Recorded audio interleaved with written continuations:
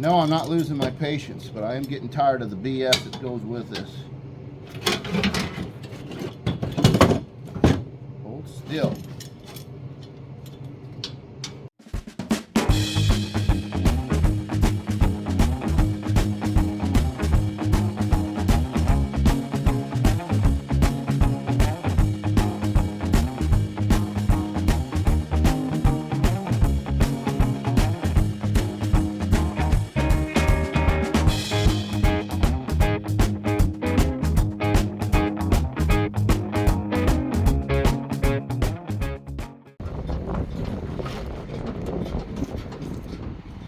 Okay, so now we can take some measurements.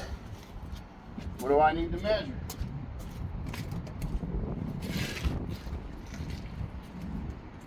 I need to measure this tire. Hopefully you can see this on the film. I need to measure from the center of that to the upper edge. I could probably just do it like this. Put that eyeball, eagle eye, 16 inch, 15 and a half, but who's splitting hairs? And then I need to be able to go, okay, do I even have enough room? Center 20, gives me 4 inches of meat, right? Now, because the tire is so wide, I need to be able to take this measurement out here. I'll go into the shop, get a square, and probably, I'm gonna do this side first, because if I screw up this side, at least it's the driver's side. I have an interference problem here.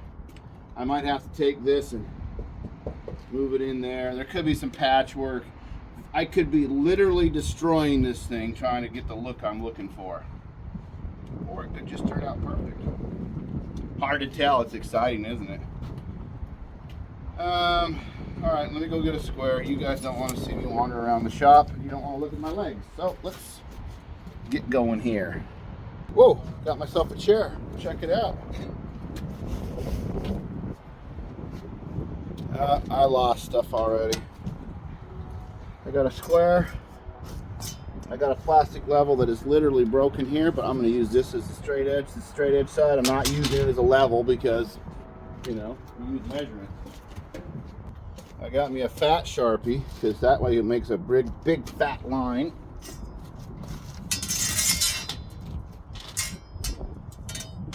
Okay. So what you want to do is make sure that's on the surface, right? Maybe I'll try this shorter side. Because I can line that up with the center? No. Let's find the center. Actually, I need to line the bottom of this up with the center.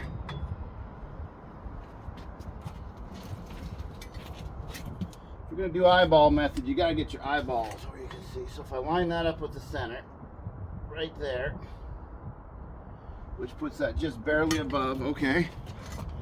What did I say, 20 inches? No, I said 15 and a half. Oh man, that train is loud.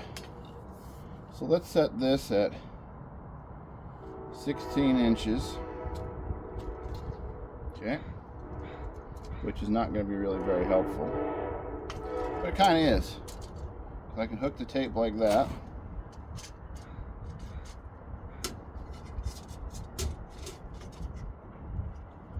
It don't look like I'm doing this right.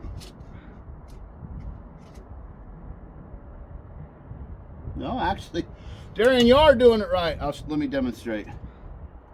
Put that right there. Put that right there. You can see where there's a bubble in the paint.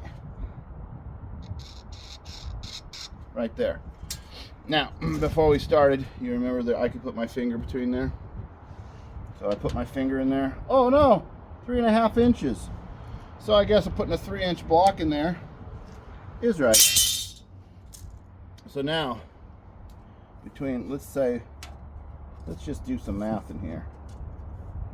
I got 8.5 inches. So if I came up to 8.5 inches,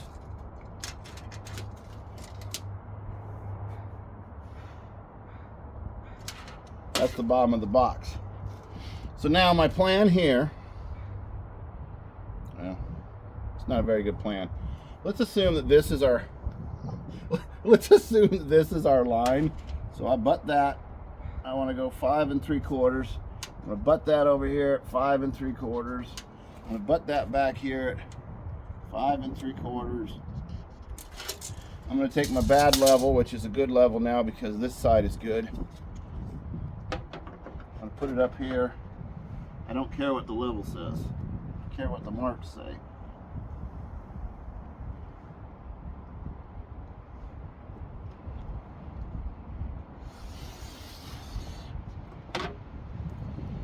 Now, let's check and see if that's parallel with the opening. 3 inches. 3 inches. Close enough for government work. I don't work for the government. And it seems like they're cleaning house, so we better be precise or we're going to lose our jobs too. Now, where's my center line of the wheel? That is going to be important. I'm going to need to know that. How can I know that? Well, if I put a plumb bob on it, it would go this way because I'm not level. If I was to put a square on it, I could do that if I knew where a level was on the lugs that way. But any little deviation down there is going to make a huge difference up here, right? So you can't do that. I could do the eyeball method. That's a pretty good one. Nope, that's not good enough. I can assume that this is centered with the axle and the wheel, and I can see that well, we could do that like this. I can put my straight edge up here. See where it runs out. I got a consistency. Oops. See, I could change that by moving this.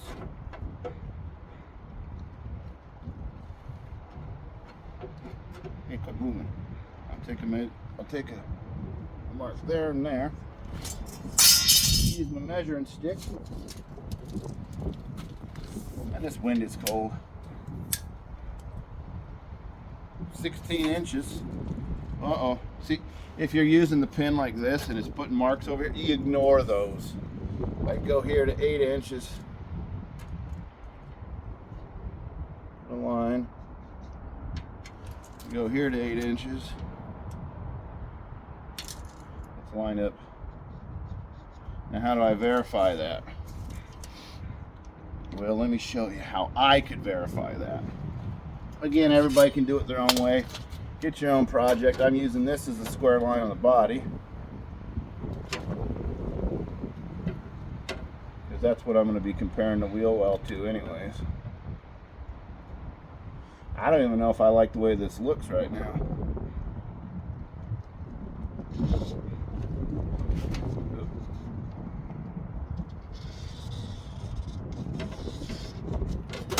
Okay. Do the old stand back method. As straight as the tab is on the frame, so I don't know, you guys can see. Let me get you off the sawhorse that I'm using for a stand. Let's go for a walk in the yard.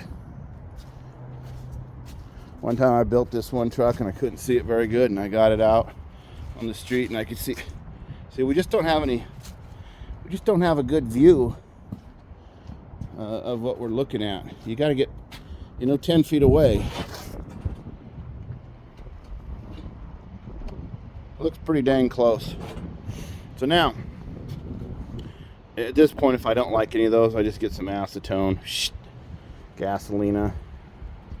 So now that would be the very minimum that I would want.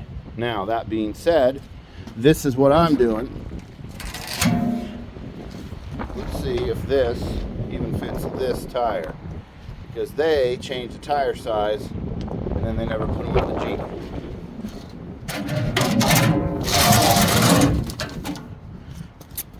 Okay, it touches back here, it touches there.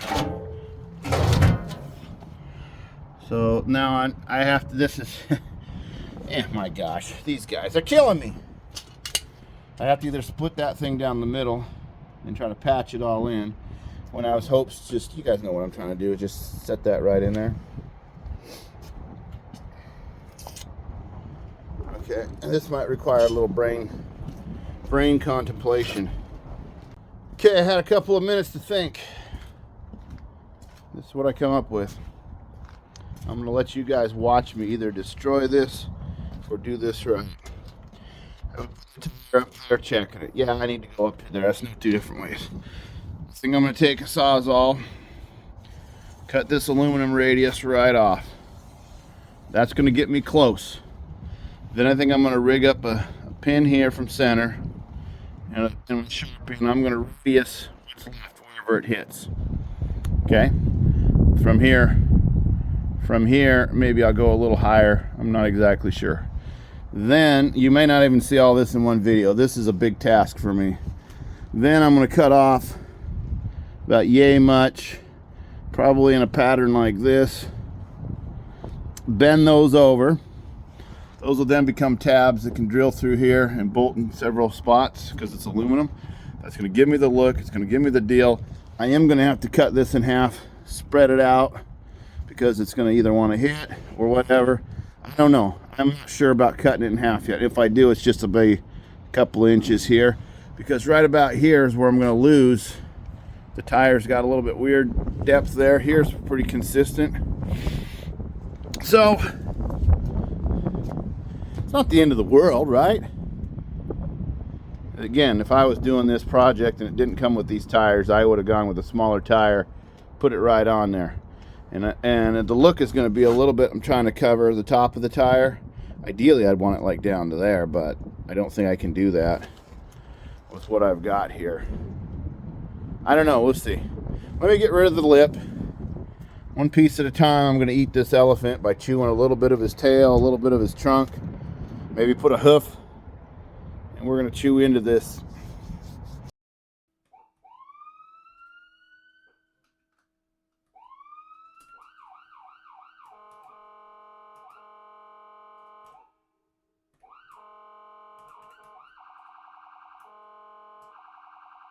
Ta-da!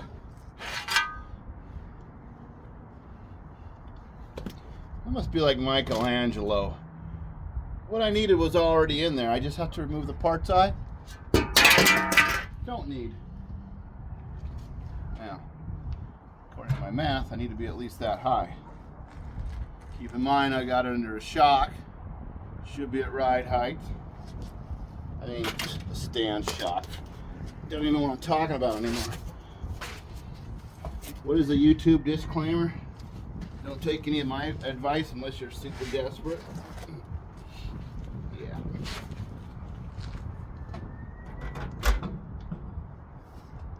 Come on, you. Okay. Now we're getting somewhere. Now we're getting somewhere.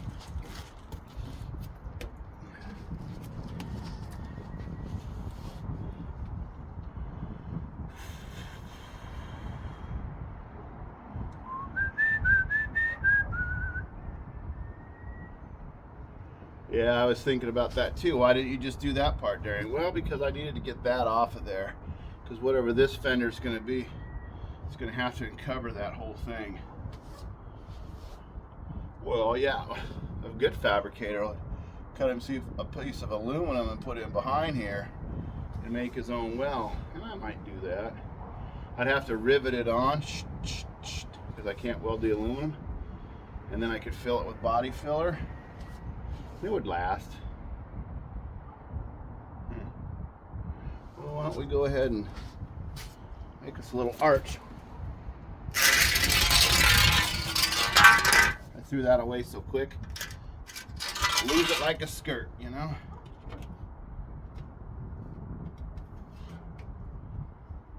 Oh, you're so smart, Darian. Why don't you just bolt that back on? Yeah, you are so smart. No, I'm not gonna. Actually, I could move that in like that. Yeah. Oh, man. You would make it look pretty decent, actually. No, I'm not gonna. Keep it in mind, though, in case this don't work out.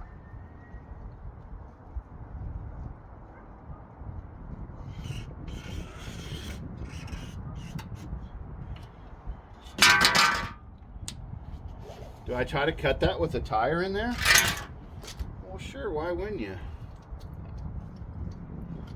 Man, it's getting cold. They're talking about snow this weekend, Saturday afternoon. It's Saturday afternoon.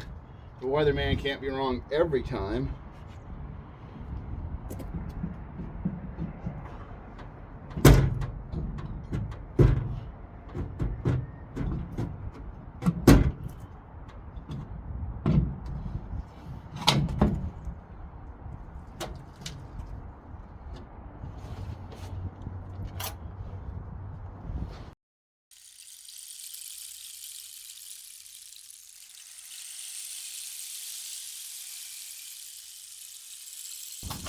Went a little higher than I wanted, but you know what? I ain't got the tools in it yet.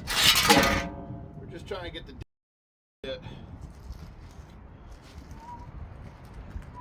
This wheel's getting heavy.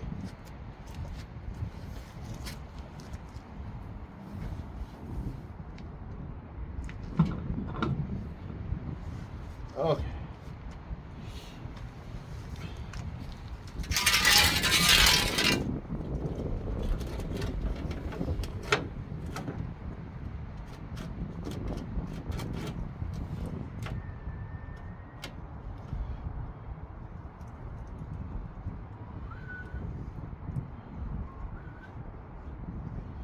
Yeah, if I get stuck, I can always put that back on. That would look okay in a pinch.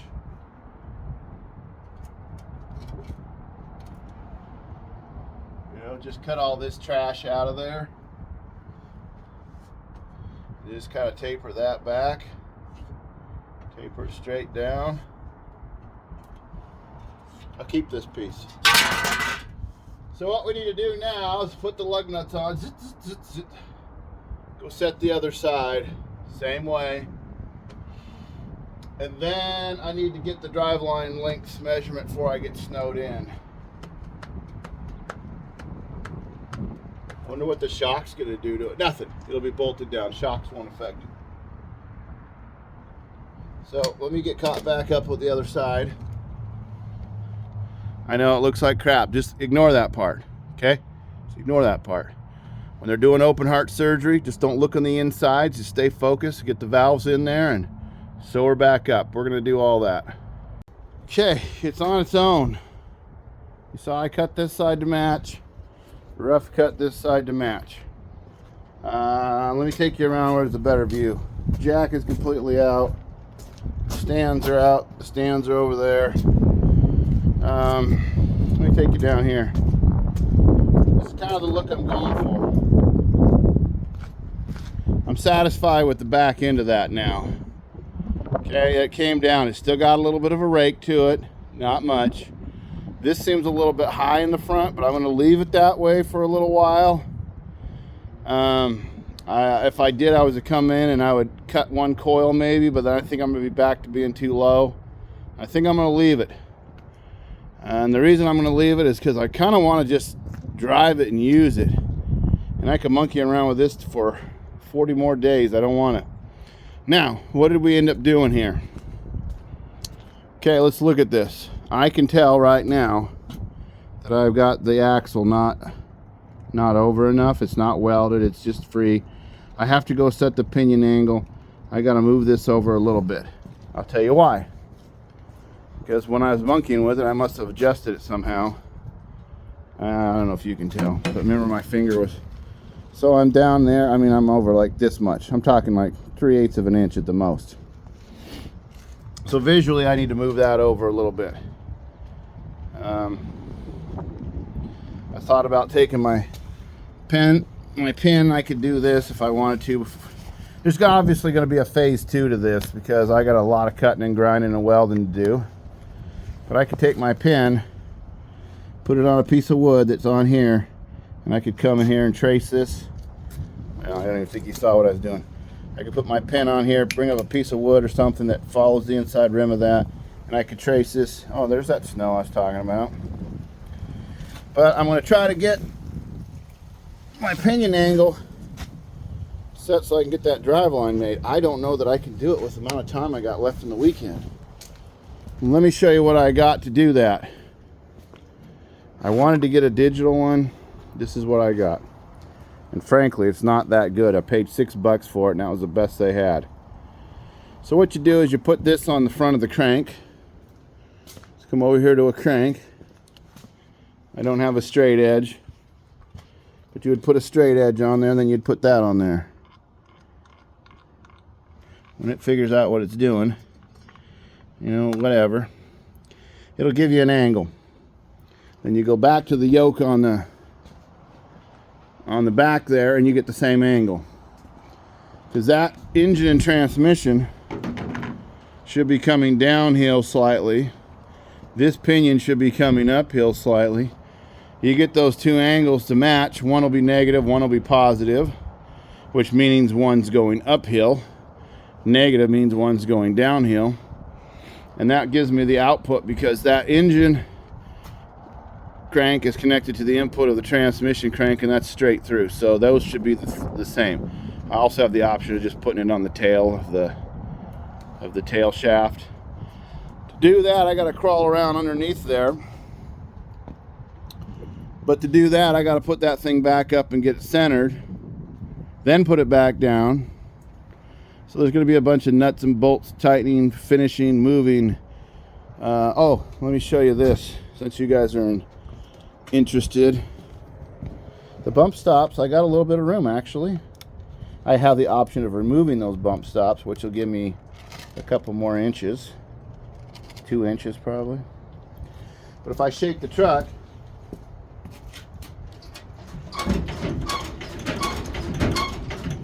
it doesn't really, yes, I got it to touch by torquing on it, but once those shocks are on there, I imagine that's going to give me a little bit of an uplift. I'm just going to imagine. So let's, especially where I place them, they're going to be some helper. So that's probably going to lift it up about to there in all reality.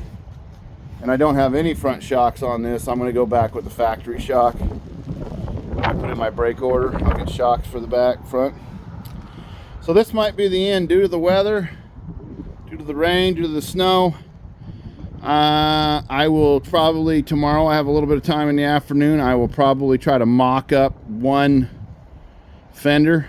I'm going to cut down one fender that you got over there and try to match it to here. If I can do that, then I'll build them both, and I'll probably bring you back next week. We'll see that. So, an hour ago, it was 1 hour ago, I said we're starting to spit some snowflakes. And I closed the shop, went in and grabbed a piece of lunch. And now, that snow is here to stay. You saw me do this hacky cutout. You also see the snow. It's only a couple inches, but we were expecting more. But this, I've got this set up. I really just work on these video from video, so you don't miss much with it. I still got this rear bumper to straighten out. I'll show you inside, since we're just... I put this old blanket, it came with the truck, right? I put this old blanket in here to kind of cover things up, just make it look good. And I can also see if any moisture is catching in here, because the blanket will be wet. Looks good, it's dry. So anyways, today what I'm going to do, I told you as soon as the snow came, I was going into work on the 48 Ford. I lied. I'm still motivated. The sun is still shining. So what we're going to do to fix this is I'll at least do one side on camera and probably catch up like I've been doing. I've got these fenders. Oh, I also got my shock brackets.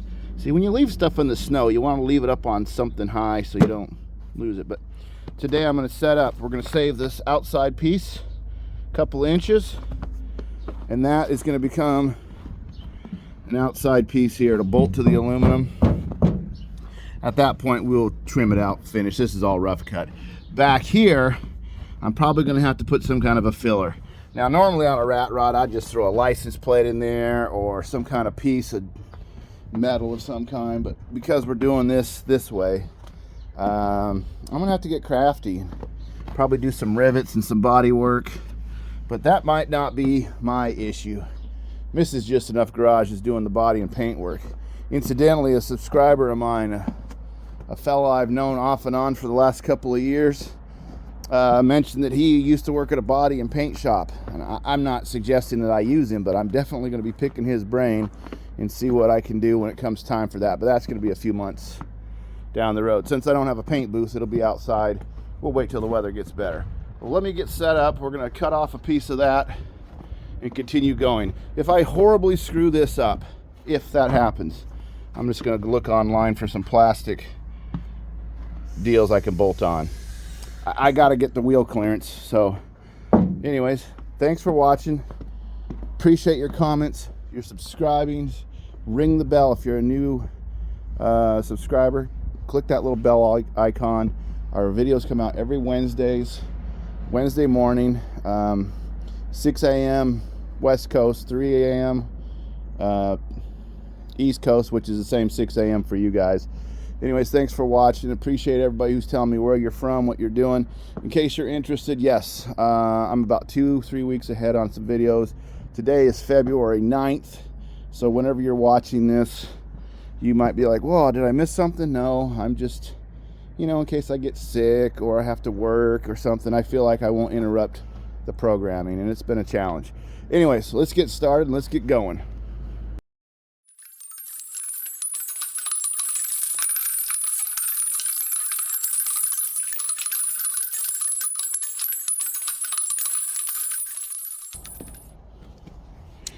Okay, this is what my options are here. This was homemade. For those of you guys who have been following, this was all constructed in the 90s. This fender is a lot wider and larger than a regular Willys. It's made out of heavier metal. These guys made it in a metal shop. The rear box area was custom made. You saw in a video I got rid of that already. Hated to do it. You see that they had made this little piece of vinyl in here. I'm hoping we can reuse part of it. So what I'm going to end up doing is, let me get my tape measure. I'm going to cut off a piece of this. Now when you look down the side, I don't know if the camera does justice, you can see that it's sticking out, oh, 1.5 inches or so. And it took me a little bit of time to get the axle centered up, but I finally got it pretty close on both sides. Visually, this does move a little, so it's okay. So let's get going and cut us the first one, and then I believe we're going to have to cut it and then section it this way using some of this metal to install into there to make the whole thing the right size. And then I have this metal I can then attach if needed, because this is steel. I can weld this, and then it'll all get repainted when we do the next bit. So let's get our tape measures. All right, tools of the trade. You'll notice that I've been putting this together with basic little hand tools. It's not been complicated at all. It doesn't take a lot of ingenuity or effort. Yeah, I could have had a frame table. Yeah, I could have lasers. Yeah, I could have all kinds of string lines, and maybe I should. But in reality, it was an old cut up vehicle when I started. And ooh, safety first. This is setting on a piece of 3/4 inch plywood in the pocket, and it has a tendency to want to move on you, so I'm not going under it. But I had to set it like that so that I could measure the pinion angle. I did what the internet said, and then when I took the driveline to the driveline guy, who incidentally was a kid I went to elementary school with, he says, Darian, just do it like this, and he told me how to set it. And I'm not going to share that with you because it's controversial, and maybe I didn't understand, but I'm just going to do what the driveline guy says. And for those of you who have been observant, you've been noticing every time I work on this, I've been wearing my Jeep shirt. I like little cookies like that. If you haven't noticed, you haven't noticed. If you had noticed, you noticed. All right, quit goofing around. Here we go. Let me set you guys up. How am I going to do it? Oh, yeah. I'm going to set you up like this on this door with this flexible mount stand.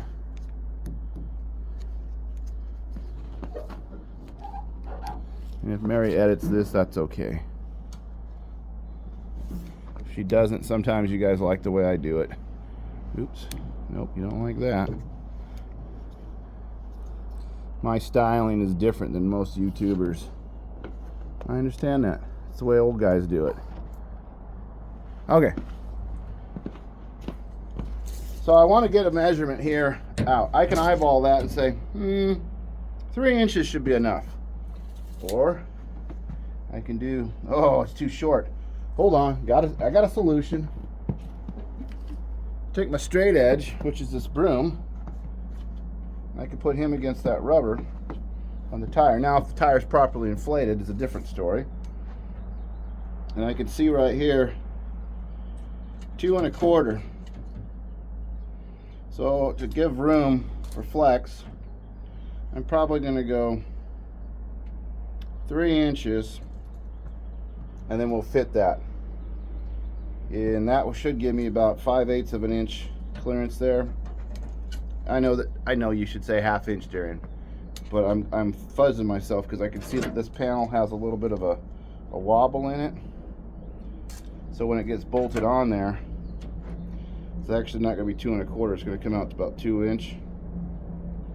So there's things going on that camera doesn't always show. And there was a philosophy I talked about last summer working with this guy. Can't see it from my house. Well, I can see it from my house, was his philosophy, and I am going to do it the best I can. So let's go to the other side and see what we got, if it's the same 2 1/4.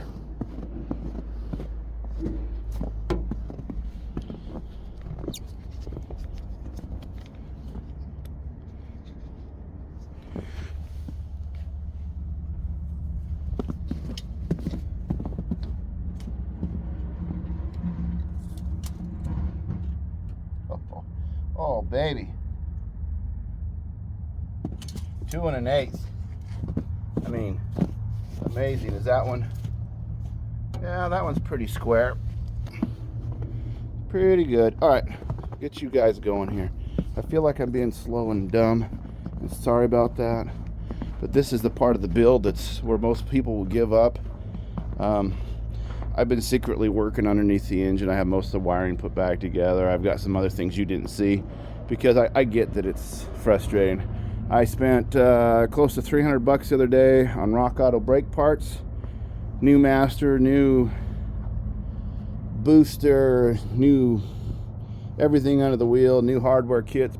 Well, I guess they're not pads. They'd be the drum brakes, drums front and back. So I get the drum brake stuff, new wheel cylinders, new hoses, everything. So we'll see that coming up. I may or may not show you that depending on how we're received. But the fabrication part, we're still in fabrication land. So let me get my grinder, and I'm going to take a piece of tape, dry this off.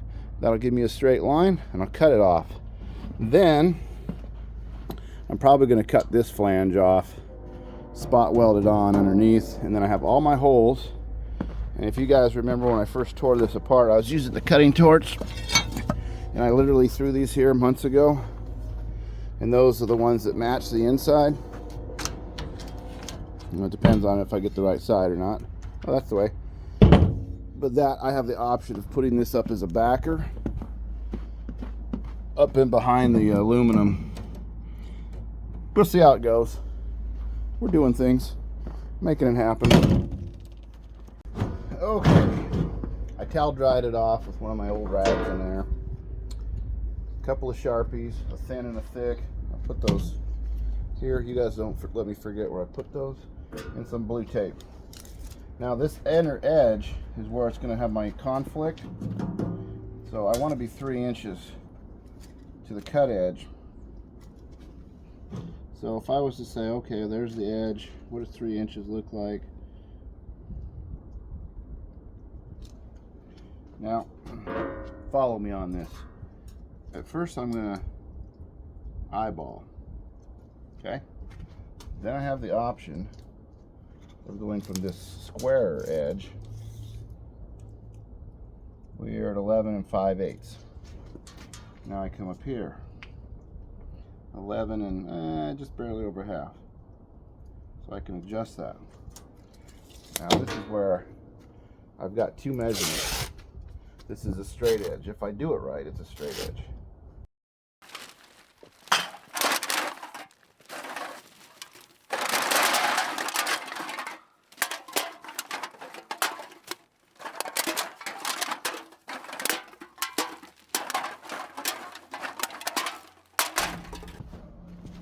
We'll sneak up on Rolly here.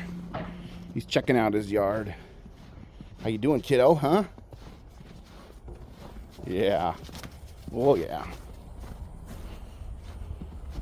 Yeah, that's probably it. That's probably all we'll see him today. He came out, sniffed the ground, and moved on. You guys ever been so organized that you couldn't find anything? Now, I get that my shop looks like a sea of storage unit. I understand that. But I was looking for all my grinding wheels, and I thought, where did I put them? I checked in there, I checked in there, checked in that cabinet. Okay. And then I remembered, I think I hung them up. And there they are. Got 2 stacks of them, but these scissors and this chain got in front. And there's all my stuff I needed. And I was like, dang, you're so organized. But my eye level was looking down. I was looking down. I needed to look up. Isn't that the secret to life, looking up once in a while? Actually, they say if you're ever running from the cops, which I know none of you guys would, but if you were running from the cops, they say go up someplace high, because everybody looks down as a human trait, and they never look up. Never tried it. I'm saving that one for someday when I really need to. Anyways, we got these wheels. We're gonna go out there and cut that thing off and see what's going on. I don't think I'm gonna need all these, but now I got choices. A man's got to have choices, you know. Hope you guys enjoyed the video where we went out to the restaurant in this RS Capri. It's been a couple of weeks and she's just been sitting there. Anyways, here we go. Let's get going on this.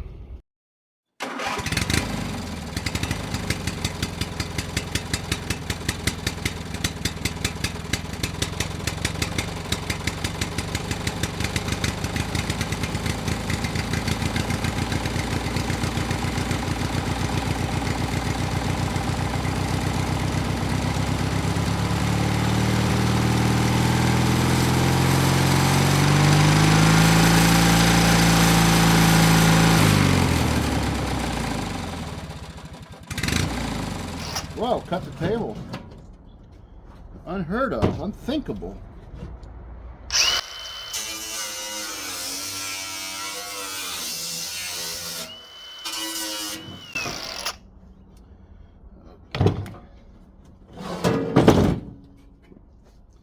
So that is what I got.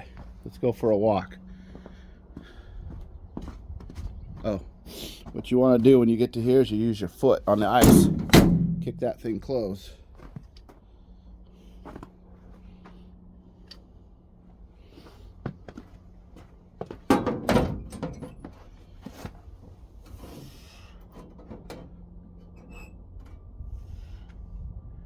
So this is what I'm going for. You remember when I said the wheel was too big for what I wanted for this box? So I'm going to now cut this and try to extend it over a little bit. But the original intent was for it to have this look to it. Well, you remember my line? I've maintained my line, but I might come up just a fuzz because I'm going to expect some weight to be put in this, and I might move over. So now we have to measure, and if I can't get it to look right, let's say we want it to look, I can only go so far, but I don't want this too far. I might have to fill in this section. If I come too far forward here, I might be able to cover that one. Let's get a tape measure.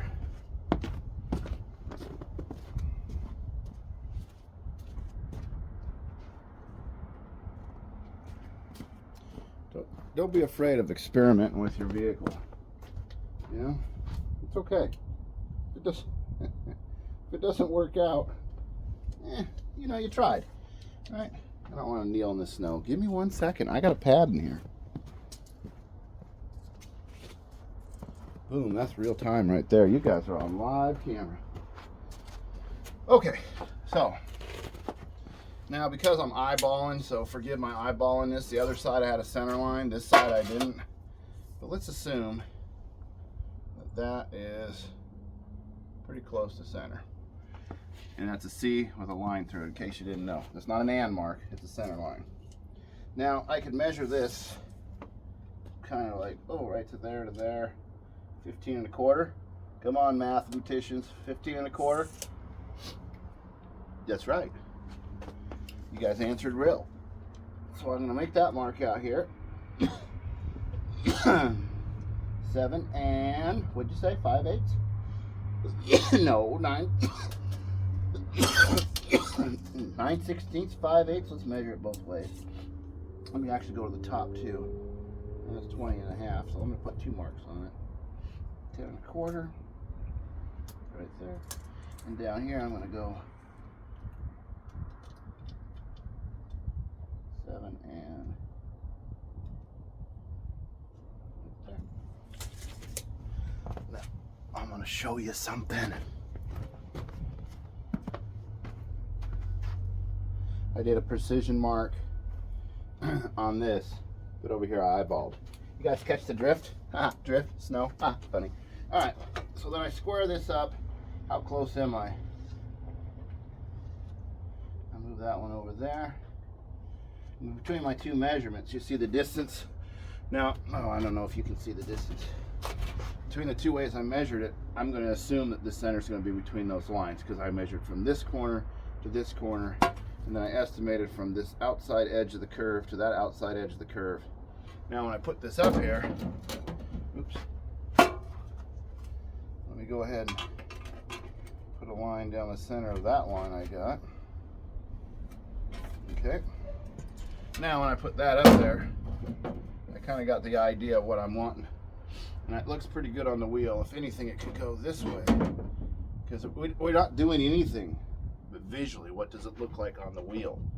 Okay, don't get hung up on measurements. What does it look like on the wheel? And I see this fender is just on the inside of this tread, and this fender is just on the inside of this tread. So in reality, I'm gonna scratch that one out and put a mark there. Now, because I just eyeballed this, I'm back down to this, what is the right height for this? Do I want it up there so that it rides along that line? It rides just inside. Well, these are going to change, but I can set this height now on where I want that. And so I'm just going to put a little mark there. And I'm using this as my level panel. 4 3/4. I come back here. 4 3/4. Then come over here. 4 3/4. If I get my broken level with the straight edge, I can make that line. And now when I'm assembling this, I've got that as my mark. Now ideally you would, tack that on there, make it look good. Now I still need to widen it. How am I going to widen it? Well, how much do I want to widen it? So I'm going to have to look at it and go, well, if I come out to here, well, I can just kind of eyeball this. As if I come out to here, having that cupped in, I can do that one there. I know that this is extremely rough, but I got a little level there I've been using. If this was level, which it should be because I did the pinion, it'll be close enough for government. Hey, it's not close enough for government work anymore. They're getting precise on that. So you guys better straighten up. Government work is no longer close enough. You want accountability. All right, so now I have this. Those are my outside edges. Again, I'm not worried about the holes. I can't cover those. I knew that starting this. I got like there. I got like there. So now, let's take a measurement. From here, top to that line, let's call that 4 inches. It's just under. And let's call this 5 inches. 9 inches. Now, I have to cut this in half, add a 9-inch piece of material in there. I don't have this round shape anymore, so I'm going to have to shape that out of a piece of that metal that's the same gauge. This is where the creativity comes in. If I add 9 inches, you know what, let's go ahead before we decide to do 9 inches. Let's cut this in half, and then I'll put the piece up there. I'll put the piece up there, get visually what I want with the wheel, and then we'll retake that measurement. Okay, good deal. You guys look like that camera's crooked. Is it because it's in the snow, or is it because it's made in China? Let me adjust it. Do not adjust your set. Okay, so before I turn on the camera, I rarely show you guys something without, I rarely test fit something without just showing you. But I thought, Darian, you could look like an idiot in front of the people that are now becoming your friends. Well, let's check. I'm super excited about this. I really wish I had a third-person camera today. So, off camera, you guys see me use the grinder. I cut this in half. I did not do nothing with it. You can see these lines. I've been experimenting for 2 minutes. My dry erase pen got wet. But when I put this one up here, and I lined it up, I don't know if you can see, there's a dent right here that we cut part way out. This was my line, if that was to go straight up to the corner, that's where I was trying to get for. And then because this tapers out and gets wider, it actually got to a point where it's going to cover that mark. So let me hold this where I had my lines previously marked. Okay, that's the look I'm going for. This is going to be down, but there's going to be about 1 inch in between there. This look here is okay. It's about what I wanted. I really would like this thing down more, but I can't with the action of the truck. It is going to be loaded with tools. This is going to be used, so I have to be careful. Now on this side, so I think I'm good, is what I'm trying to tell you. I think I could straighten out some of this, get rid of some of this in here, save enough for the flange, and be all right. Now in here, I'm telling you, can you guys see? Let me put you on this side. I'm right-handed, so I don't want you. Whoa, dog's barking. Let me put you where I gotta get up and take a look. Okay, that'll work. You guys can do that. I'm using this stand still, and again, I feel it's impersonal. Isn't that dumb to feel impersonal? I've never met any of you guys. Well, a few of you I know, but anyways, impersonal. So, you get the snow off of there. So I put this one up. Now, keeping in mind, that was my cut line, and I had these other lines. You can see when I trace this, it's a little bit off, so this is going to change when I assemble it. Hi, Rolls. But if I put that on there, it actually covered. I was impressed. Now, ideally, I would want this more like this to make it look, but that gap, that's going to be a bugger to try to straighten out. And this still has that bend in it that I've been working with. But if I put it back just a little bit more, the reveal isn't horrible, totally usable. This is low enough. I could leave it, or I could come back and cut this off. But that's irrelevant at this point. We're only in phase 1 or phase 2 or phase 3. So if I go ahead and I mark these, if you remember a few minutes ago, I said about 9 inches. I got a spot there and a spot there. I marked it. Put my tape up. It's right on the money at 9 inches because that intersection there and that intersection there. So I guess what I'm getting to is once I assemble this together with some fabricated piece, 9 inches long, it becomes one fender again. I can take that flange off the other half, put it in here, and I have plenty of bolting locations. Maybe not so much right above the wheel, but I have them on both sides. And then I can come back once I know my flange, widen the arch, take out another piece along here so that I should have enough action. Now, so you say to yourself, Darian, that's not enough. What if there's a problem down the road? I don't have the shocks on yet. I have the option of airbags, air shocks, or disassembling this fender, coming up at some point, and cutting more out if it's going to be an issue. And I won't know that till I get the working load in here, and I don't know where that's at. So there's modifications. The very worst thing is I drill some more holes, raise that up, saw out a bigger arch. Bob's your uncle. Away we go. All right. Let's go ahead and fabricate a corner, an angle, like this. Now that would be pretty easy to do on a roller, which is probably how they did it. You can see how they constructed it in sections. Most likely they had made one channel of roll, split here, bent there, put a patch in, and then you can see that they just ground and used a flapper disc of some kind. You can see where the paint was running too on this particular piece. Like I said, they did a good job. But now I have to fabricate that. I have ideas. Come along. Let us walk. What can I do in my shop at the house where I don't have those tools? I know what those tools are. I don't have access to those tools though. I have this piece of exhaust tubing. Now, set you up here where you can see me. And I haven't experimented with this. You guys are live right now. If I take this exhaust tubing and I check the diameter, that's pretty close. So either I can tack this in there, roll this piece of metal, heat it, roll it over, tack it together, or I have an option of cutting this exhaust tubing out and using this as that patch in there. I'm going to try to clamp it and use it as my brake. So let's cut out a piece of 9-inch metal. Now this is where truthfully I probably should have saved that truck bed because there was big flat pieces of steel in it. But I'm going to end up cutting all of this off, so I'm going to have a section here. I wasn't overly concerned, but I'll probably get back to you when I have all the pieces cut and I'll show you how to assemble it. Backyard fabrication in the snow. Can it be done? Yes. It is a warm day. We're probably 34-ish right now.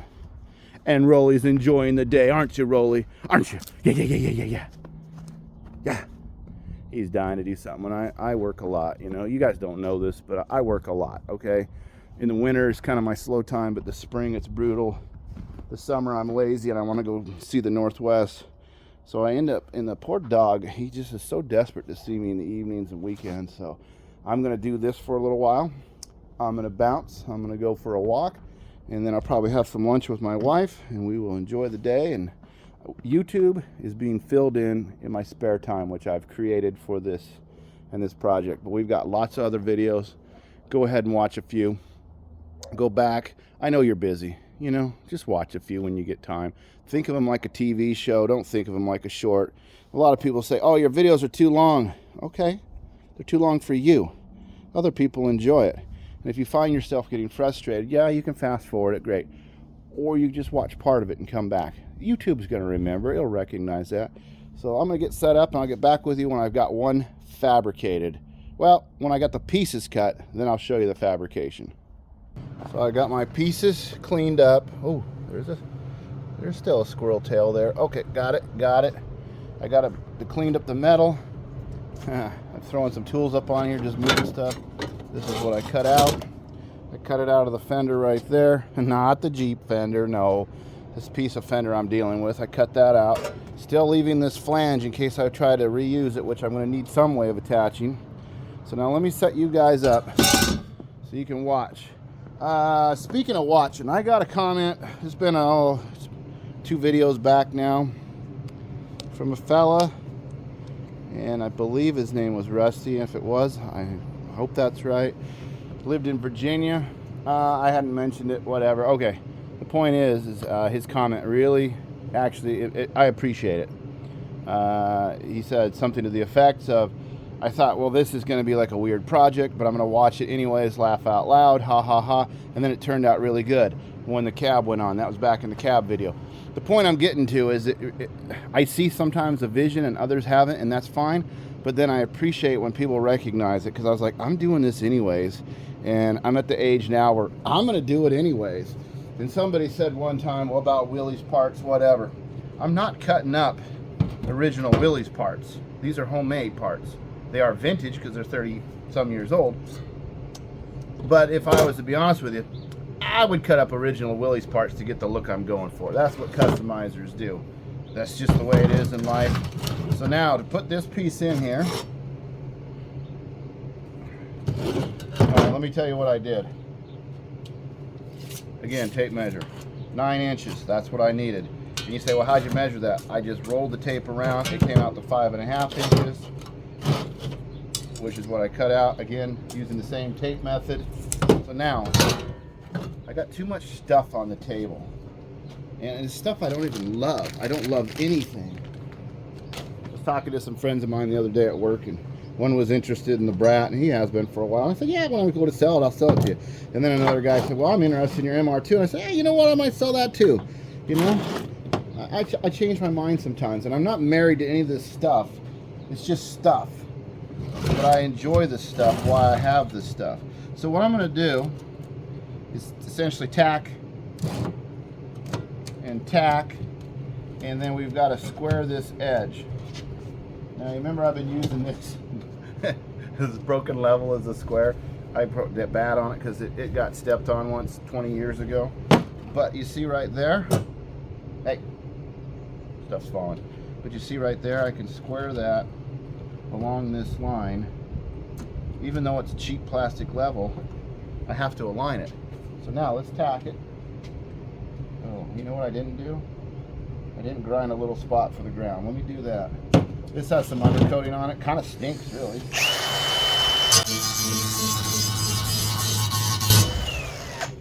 Move this out of the way. Put it under the table. It's like a kitchen, you know, when they're, you guys ever watch those kitchen shows?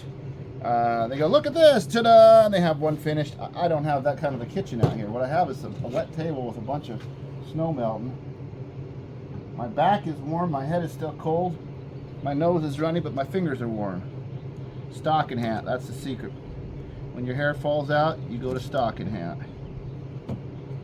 Okay, I'm gonna have to do one at a time and then line it. So let me grab my, let me grab the stuff right behind me. This little skullet cap is pretty handy, but I'm gonna leave my other one on today. And then I get dust in my lens. And the shirt tail sure does the difference. It's good for kids' noses and welding hoods. These are not very good gloves. If you go to the Harbor Freight to buy a $12 pair of gloves, well, you get what you pay for. Okay. Oh, see? See what happens? Touch one thing. Now it's a mess.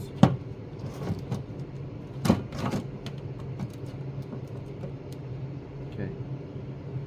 I'm gonna spot this one.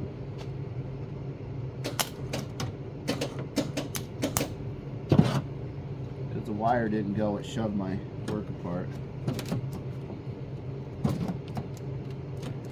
You just gotta earn it. I haven't earned it yet.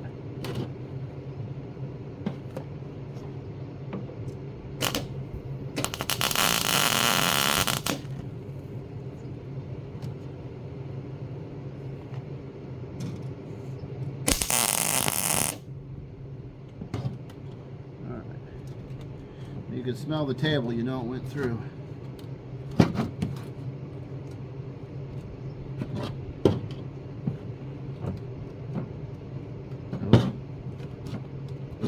Up.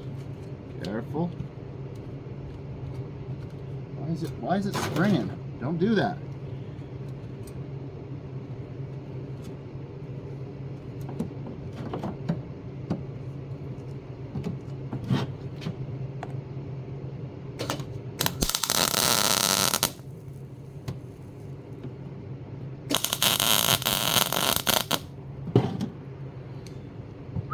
When I was a kid, I had a future, and that future involved working in a fabrication shop. And one day I was moving a big piece of 3/8 diamond plate onto this big steel structured conveyor system we were building in the shop, and it had snow on it and it was wet, and I go to tack it like that. The wire bounced, went through my glove, poked me in the hand, burned my finger, and then shocked me all at once because the glove was wet. It was not a good day. That didn't happen now. I'm just telling you what could be. What is and what could be, blah, blah. All right. So I'm going to go ahead and weld this a little bit. I'm getting committed to it.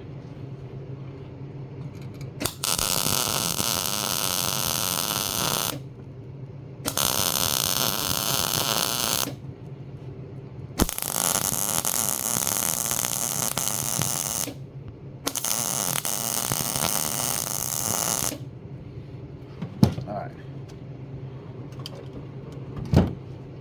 Ground off of here. Yeah. What's it look like? Does it look good? Okay. I think it's going to look good.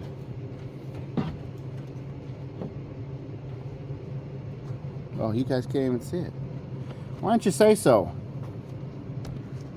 Whoa. What's up in the space? So now, I just welded the outside. I didn't weld the inside. That's fine. I mean, it's got a little bit of flex this way, which we will straighten out right now. A plastic table is not what you want to weld on. There's dips and humps, and a big flat steel table would be ideal. If you got one and you can afford to ship it to me, I will totally take it. Leave it outside in the rain.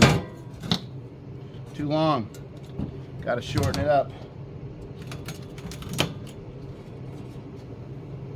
Let me buzz this real fast.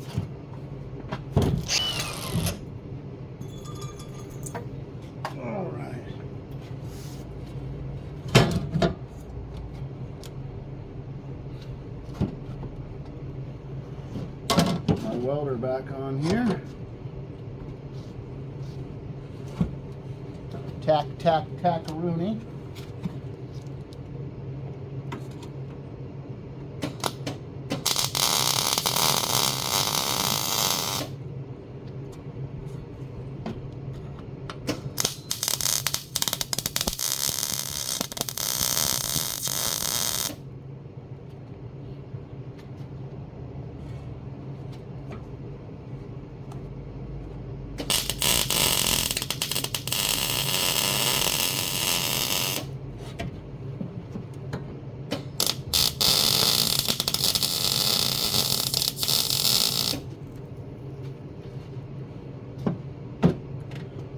You guys can see that I just put that, put that in there. It's not exactly perfect. Now in theory I could just roll this over. Can I? Can I? No, it's going to need some heat. Stand by, I'm going to have to go get my torch and turn it into butter. Alright, I was back in the shop and I remembered I had this little deacetylene. It was the old time, the way people used to do, I don't know if you can see, the way people used to do copper in the olden days. Now, I'm thinking it's going to be enough. This is pretty thin. I don't think it'll take a lot of heat. There should be enough that I can, if I don't warp the metal, which I was afraid of doing with the oxygen, I can then roll that around gently, and as I go around, I'm going to be spot welding it to hold it. This may not work. Lost my gloves. You guys see where I put my gloves?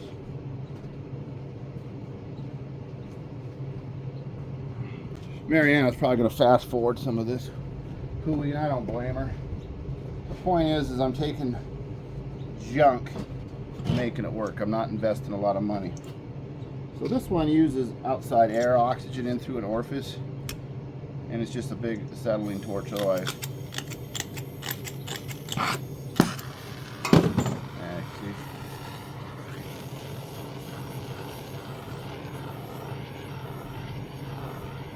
It might not do it.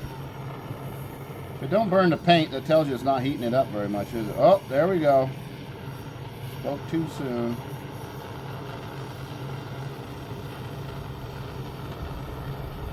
I should tell Jenny about the, take the acetylene and you get a lot of smoke in it and you put it on the paint and then you clear coat over it and it makes these like weird flames. There's a trick in the 60s, I guess, people used to do. I don't know what it's called. If somebody knows, type it in the comments.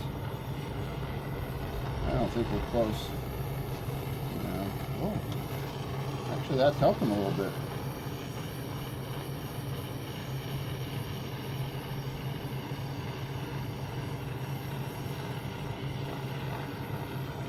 Again, if you had a roller, I could put that in the roller, get the right shape.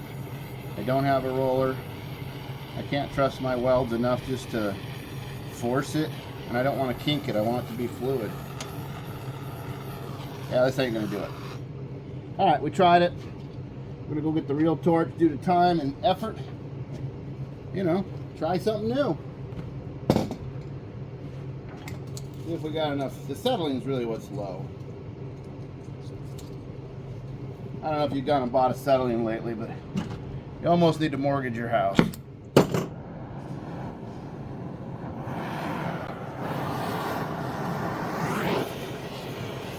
This is a lot hotter.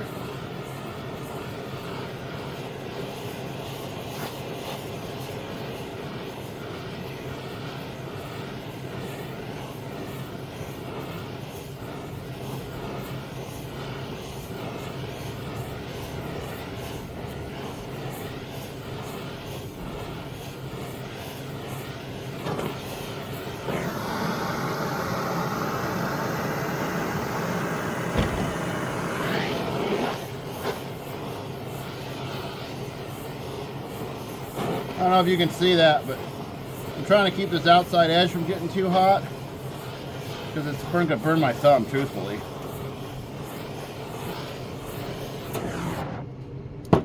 You kind of got to go when it's time to go. Should have been ready. I wasn't ready.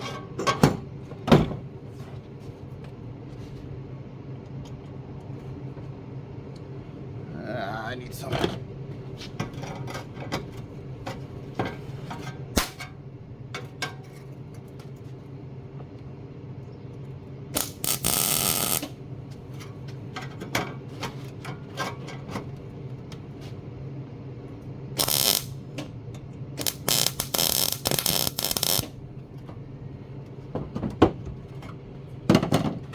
I'll be honest with you, I'm not liking this. I need a right position.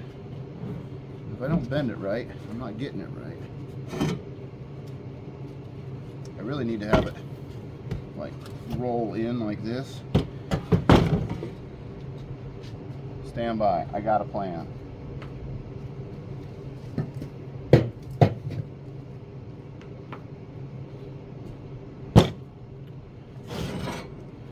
Should be able to hold it out here where it's warm, get it warm, push it down there, and hold it for a second, and tack it. Let's try that. You ready with your dang torch, Darian?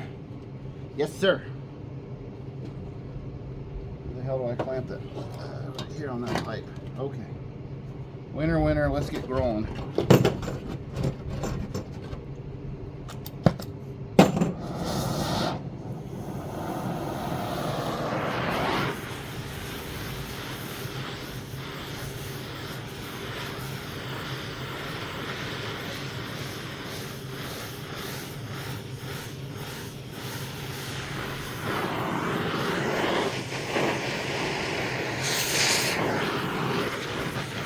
I didn't like that tack.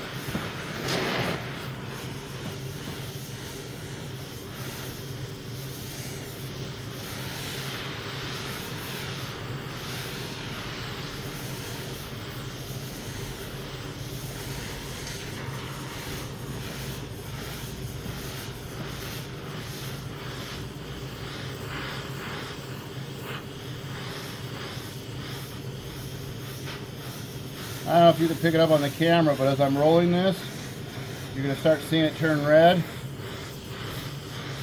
That's where I want it. I don't want it too red, but I want to be able to see some red in there, because then I've got the plate heated to where I got time to move it. And if I do this right, I can do it probably in one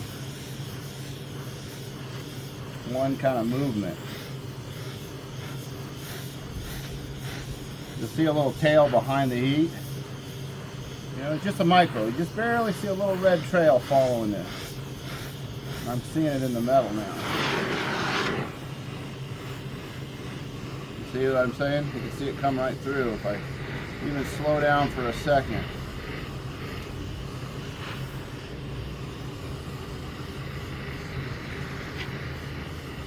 Let's see if we can do it.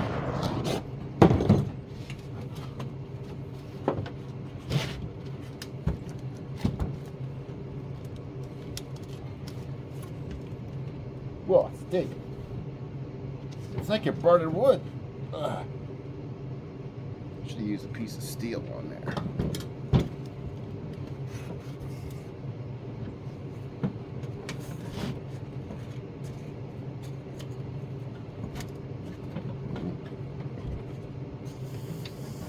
Yeah, it got cold on me.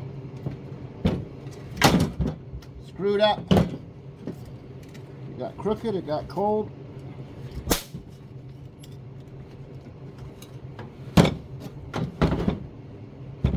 Let's get rid of that bad idea.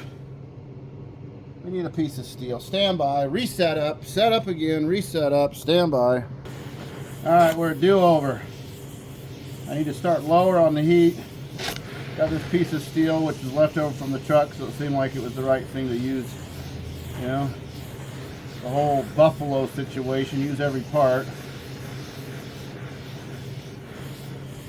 So let's try again. If it doesn't work out, then I'm beating it with hammers, and I'm trying to avoid that. I don't want any dents in it. I know that's petty at this point to even say. If I can get this pretty fabricated out pretty good, that's what they ended up doing. And then a little bit of body filler on the seams potentially. and paint. It's going to look good it's going to be far from good, but good from afar.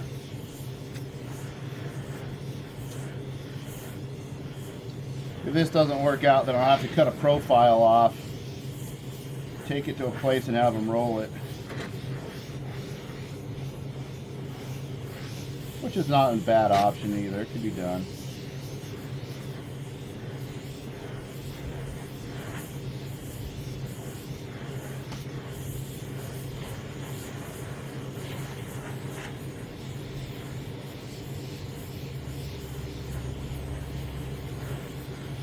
And a cutting torch really isn't the best. I should be putting my rosebud on here and really flying it, but that heats it up so quick sometimes that, you know, really I need a second person to be running the torch while I get it in position. They're keeping the heat on it, because this is cold, right? This is 30 degrees, and this thing's 400, 500, 600, 800 degrees. All of a sudden you lose some, and it just goes from soft to, whoop, you're done. Crazy glue strong in no time at all.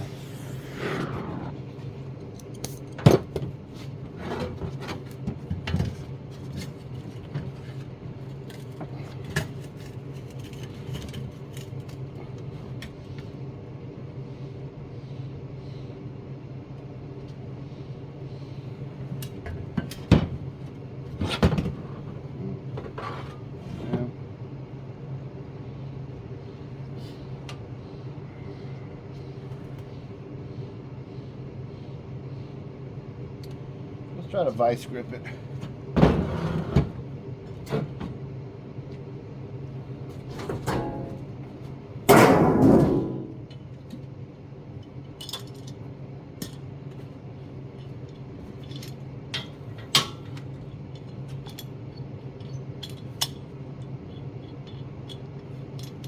I was working at that fabrication spot. You used to have to buy your own tools. Maybe you guys work those jobs. Anyways, this is some of those leftover from there.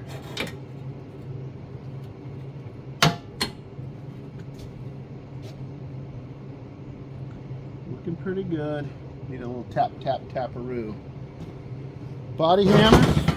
No. Ball peen hammers? No.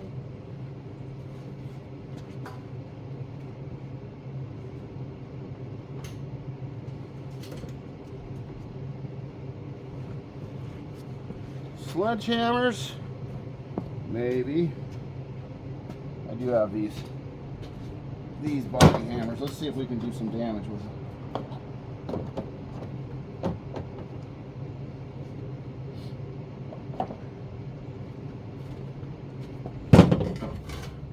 Yeah, I just don't think you guys are getting a good view of what's going on here. And I'm okay with that. Except for I wanted to show you this.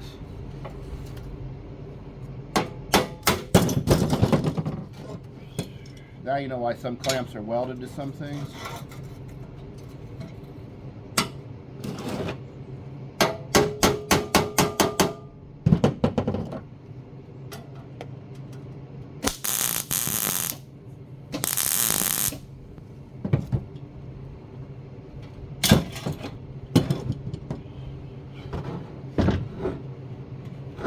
This thing around is getting really under my skin.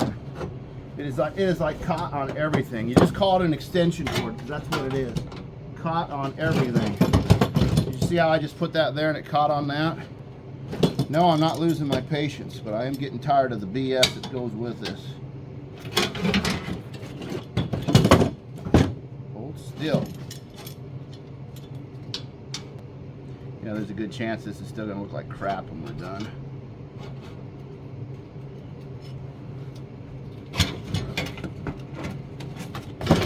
Well, at least it keeps your hands warm. See, if I had a helper, he'd put his arms right there and be like, oh, yeah, let me hold that for you.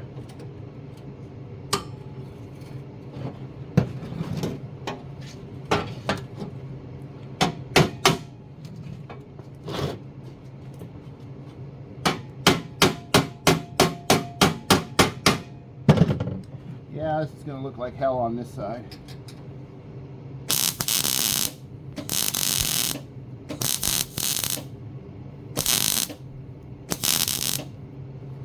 They'll be like, did you put a patch in that? And they'll be like, yeah. And I'll be like, yeah, we can tell. I'll be be like, oh, really? Yeah, we could see it from across the parking lot. Like, oh, really? So now, I've overcorrected that to get my deal. So this just has to go back up. Probably going to use an adjustable wrench, some heat. I'm going to turn off the camera. I feel like I'm boring you. You get the program. I will show you when I'm done. That I just got to heat this line here, straighten that up. I had to overbend it because the first time I bent it, when it went in the wood and the smoke went in my eyes, I gave up too soon. I needed to power through the blinding smoke wood situation. In fact, my eyes are watery anyways. What is the old phrase? I do it so you don't have to. Anyways, I'll get back with you in a minute. I lied a little bit. I put a piece of flat bar behind here, vice gripped it on, and then I'm going to heat it, and I'm going to let you guys watch, because what I just told you would just put dents in that. Hopefully with the backer going that direction, it's not going to be too bad. Again, this is where Bondo comes in. Bondo. So I just really need to heat. Trying to relieve some of that tension in the metal. Oh, the damn smoke again.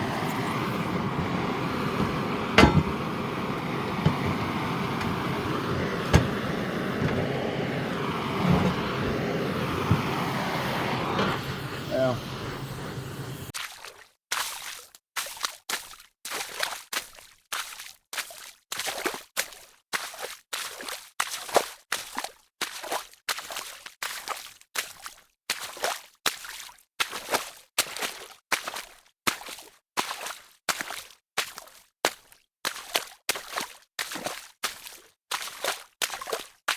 Okay, it's too hot from the torching. I've got it set. That's what we're looking at. I got melted plastic table on it. I got bubbles in it. It did not turn out well. This is where some of you might say, just enough? No. No, this is not just enough.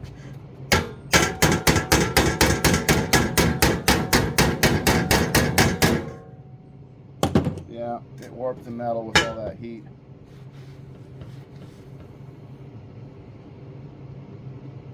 I don't know. You can't see my facial expression probably, but it is a sign of disappointment. So let's try to heat the bottom a little bit and take that bubble out. Again, I don't think it's what's going on, but right here it's got a hump because it's getting forced at that point. It was getting forced here, which put a hump here. Let's try it. Is it going to matter in the truck? No. For the video, does it matter? No. Does it matter at this moment in my life that I can make it better? Yeah. Is it pride? Probably. Because once this got body filler and paint, you're never going to see it. But I can do better. And if I can't, well then I'll know shortly. Let's look at what it's doing. Yeah, that's the problem when you torch heat something. I should have cold rolled it. I did it. You torch heat something, it's going to want to dance on you.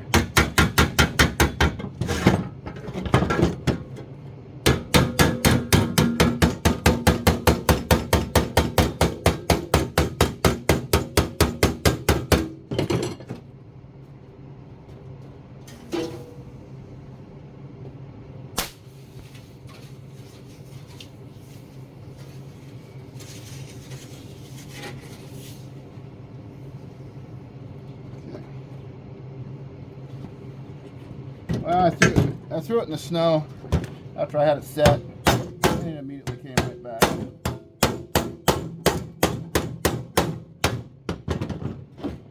Far from good. I don't even know if it's good from far. Actually, it's not too bad now that I'm... Alright, give me a second. I'll get rid of the pipe. We'll put some more tacks on it. We'll go put it, and I'm probably going to be into this week's video. I might ramble some more, who knows with me. I've been told I talk too much. I get it. That's who I am. So, put the video on mute. I'm okay. So once upon a time, I think it was John, I said everything I own turns into a rat rod. and I said I was going to finish welding that. And you can see, I don't know if you can see, I put some paint on it. It's primer to try to like highlight the flaws.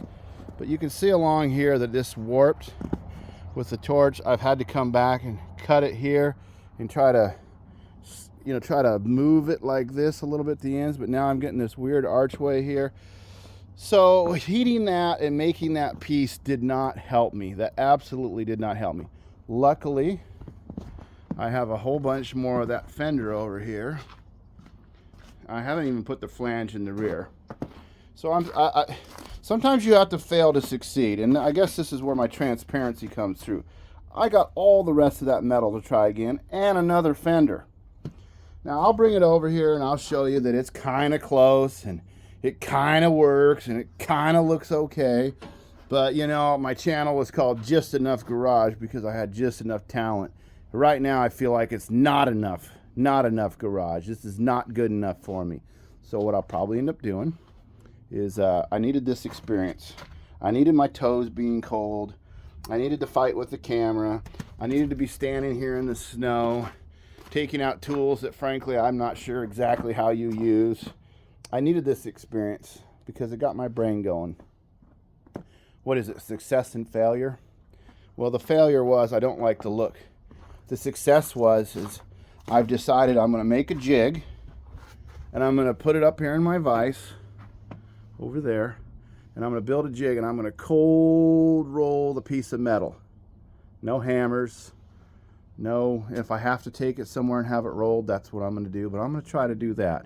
I have the other fender still to build. Now, what do you do with the first screwed up one? Well, you remember I had 9 inches in there. I can safely cut and put 10 inches in there. I could put 11 inches in there. It doesn't really matter. So I haven't screwed up the piece. I just don't like the result of what it is. It's called do-over, right? There's humps and bumps all along that. It's just wurvy and wavy. The heat did not help me. That was a bad idea. I tried it, you know, I tried it. So let me show you what I'm doing. Let me bring this over. I was letting that set in the sun, hoping the primer would dry a little, because what I need now is a little cut on my finger and some primer on in that cut. So let's set you up here. Okay. And now, to some of you on the camera, you'll probably say, it doesn't look that bad. I agree, but I can do better. So if I align that, the alignment turned out okay. All right, the alignment turned out. But right here, when you come along, you see this line? This is what I don't like. But if I come back here and I cut this, and I can get a decent rolled piece, so I didn't really finish I could see this wasn't going anywhere, so I didn't really finish the welds. There's a bubble here and it's high and low, and that had to do with when I weld, heat, and then I tried to match, and then I let that, as soon as I took that piece of pipe out from underneath, it went warbly. So what I'm going to do now is cut a new part, cut the other fender, and then I will tack that new part, put the reinforcer behind, and then I'm going to gently tack, and I should be able to, I'm going to save this. It's not the end of the world. Anyways, that's the look I'm going for. I don't know. Let me try to hold it where you can get a profile. Okay, it solved my problem. It's going to look good. After I have this figured out, I'll come back and cut some of that, right? So I guess what I'm saying is, this is the old adage, I always end up being positive at the end. Don't give up on yourself. Would that work? Yeah, I could probably put Bondo over it, but I'm not gonna do it. I'm not gonna allow myself to, you know, I got all that metal. And what it is this is the problem with me, is I want to make it better with the tools I got here, be a better craftsman. Well, how do you do that? You fail.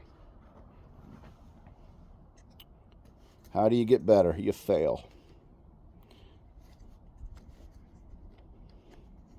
Now I realize some of you guys have had some pretty big failures in life, but you didn't give up, and I'm not gonna either. So I will probably put this stuff away for today, take a break, figure out how to make a jig, and let me show you what I'm talking about. Hopefully you can see this. Between utilizing this piece of flat, that piece of round, putting it in the vise, making the piece bigger than I need. I should be able to cold roll that. You know, I get another piece of this, I cut this piece in half, I sandwich that in between there, and I should be able to make essentially a brake. Ideally, I need a roller. I could set the radius, you know, a crank roller, and you can roll it through, and it'll make that shape. I knew it was a challenge when I decided to do it this morning, but you guys see the vision. I can't just give up, leave it like that. What kind of a hot rod is that gonna look? I like the Fender. I think that's what I want to do. So anyways, never give up, never surrender, all the stuff that people tell you that's positive. Well, it comes down to a little detail of a terrible little truck and your own personal frustration level. Anyways, I will try to make a video tomorrow. If I don't see you on this and I just jump to the end and you see the end, great, good. It still got finished. You may not see all the detail. But that being said, don't give up on yourself. I'll talk to you tomorrow. Okay, good morning. So, yesterday, totally frustrated. You can see, just to recap, I know it's been 5 seconds, but this mess, the heat wobbled all my material. It didn't work out.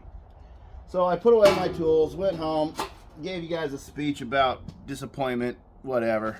Let's move on from there. So this morning I've been up early and I built a jig. Let me show you the jig part.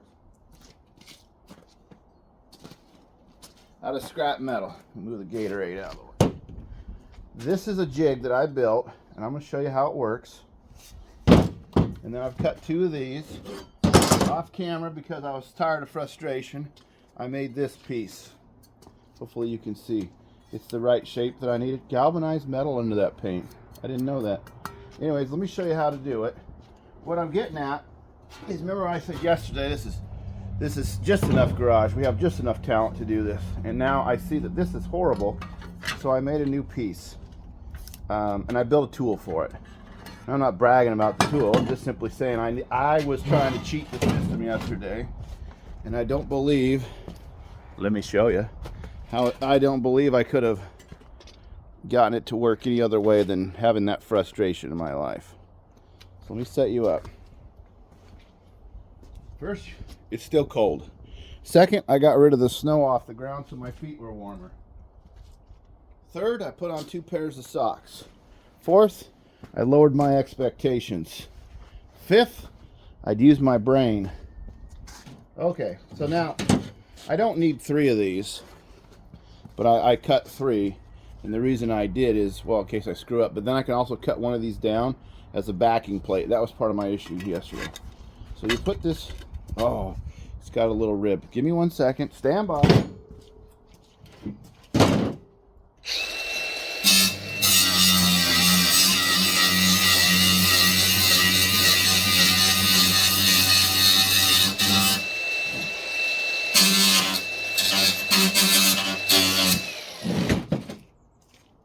Okay, so this is what I made. You put this in here.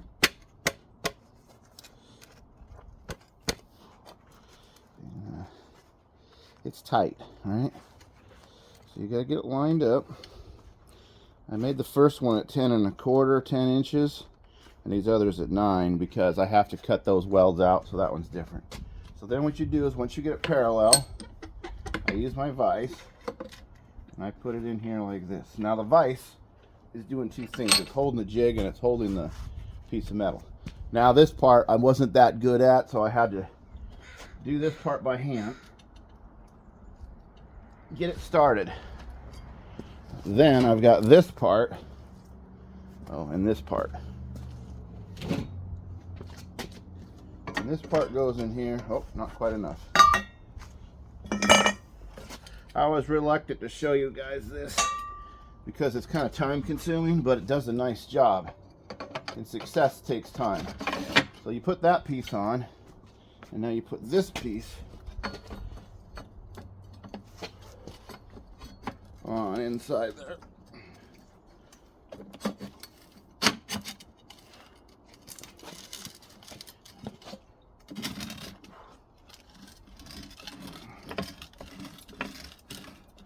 All right. Now you get that all in. And then I've got this homemade deal. I wish I had a lathe I could turn some really nice stock and do that. But instead, it's an old Craftsman socket that was cracked. And I ground the head of this just a little bit. It's not perfect, but it's pretty close to holding that in. And then you take this part and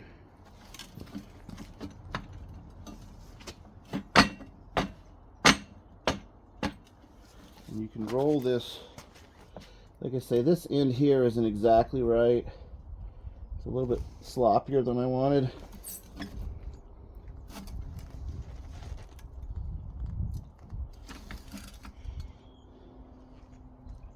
And then, but it had to have one end to take it apart. Otherwise you'd never get that out of there if it was folded over. Now on here, you can look at it. This, sometimes it'll slide out of there, other times you gotta tap it out with a hammer. It's the paint, it's the undercoating. Well, I can see it's not quite enough, so I'm not even going to take it out. So it's called a slip roller, if anybody's interested. What a slip roller is, it's the 3 wheels with the crank. That's what I needed. I don't have one, so I'm doing this. I went to the Harbor Freight yesterday. They sell them. $549, and it's attached to a 3-in-1 machine. I was hoping just to get a small vise style one. I couldn't. So I said, well, shoot. If I had this turned down tight and fit in there, I think it would be a little bit better. But anyways, it kind of rolls over like this is what my plan was. Yeah, that looks pretty good.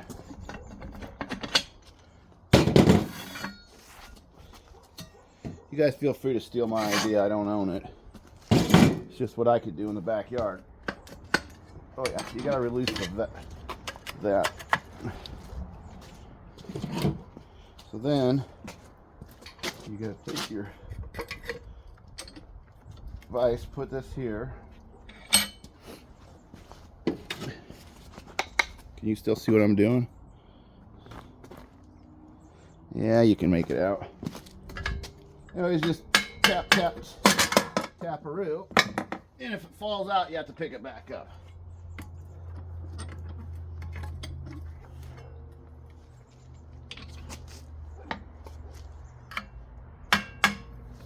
What in the hell?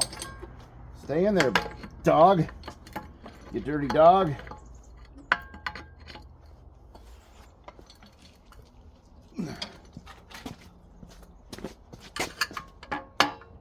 Oh, it's gonna be stupid.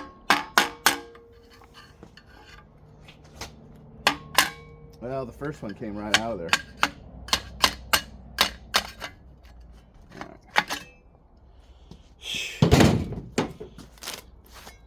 Get rid of the paint. Now, I don't know if the camera does that justice or not, but it's got a nice curve to it. Very similar to what a slip roller would do. Now when I compare it to this other piece, it's going to line up with the bottom. It's going to line up with the top.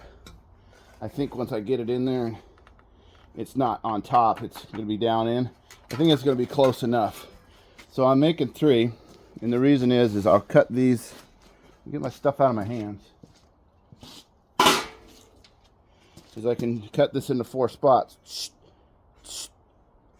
and then this will be a backer, and then I can vice grip that on, weld, and then I won't blow through the metal.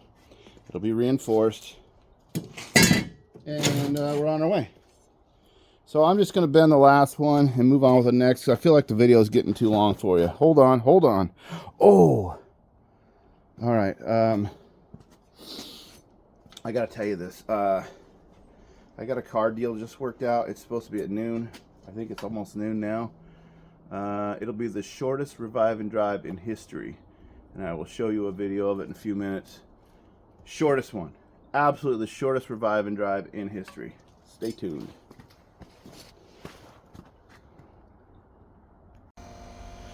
Okay, when I said it's the shortest revive and drive ever, it's this little Subaru. You guys probably see in the background. I made a deal with it with a neighbor. It's a pretty clean car, really.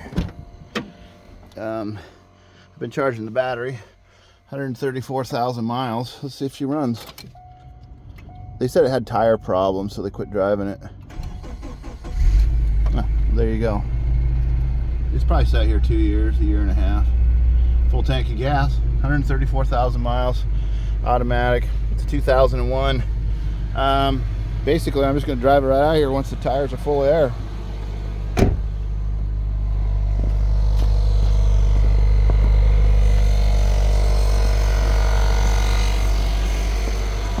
This one's still a little flat. Just a stock Subaru. Not much of a revive and drive, but it'll be the shortest one ever because I'm literally going from here to there. I'll get back with you when I make the move.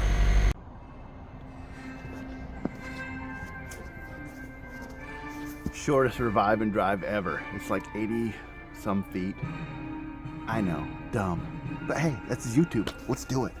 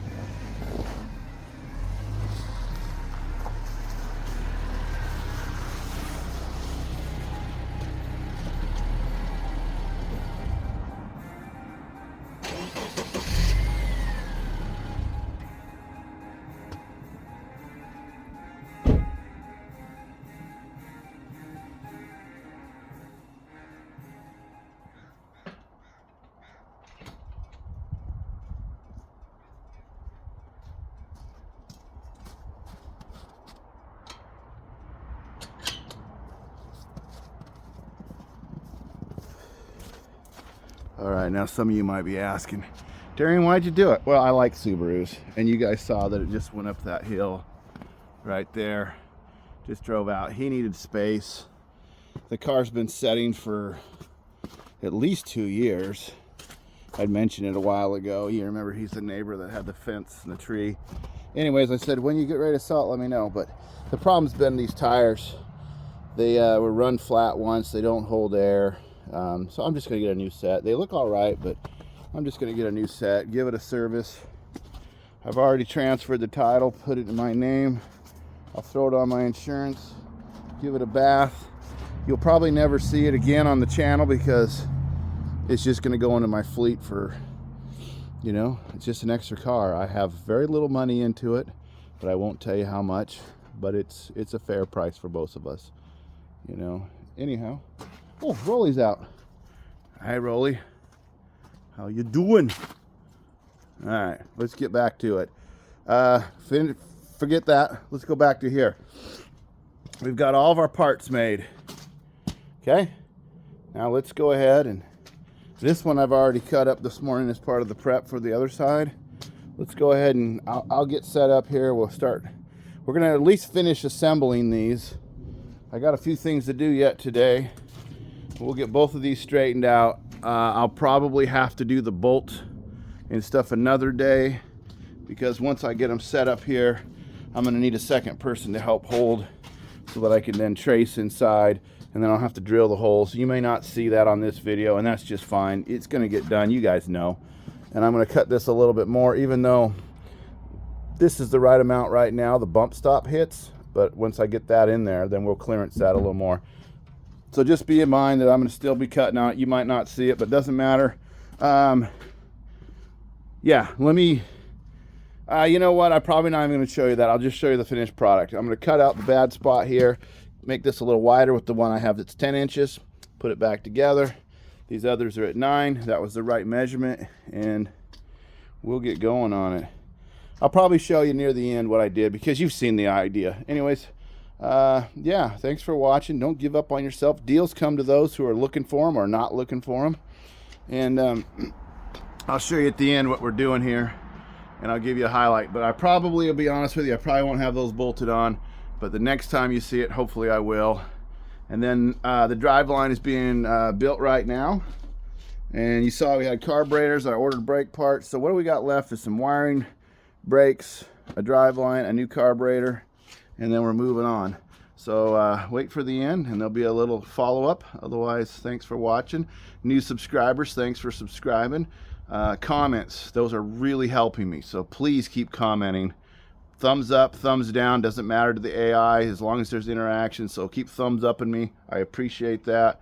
I know that sometimes all we have time for is hearts or thumbs up back to your comments, but keep them coming. I enjoy reading them. Thank you. Okay, so last time you guys saw me make these custom fenders, and I said, hey, I'm going to show you that I got them done. I didn't. The weather's been hanky around here. You can tell on camera they turned out pretty good. These did have some Bondo in them on the corners.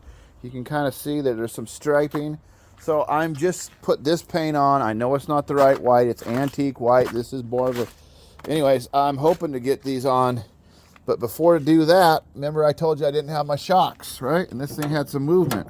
It hits the bump stop, so I haven't cut nothing because I have a feeling when I attach the shocks to the axle, we're going to rise up a little bit.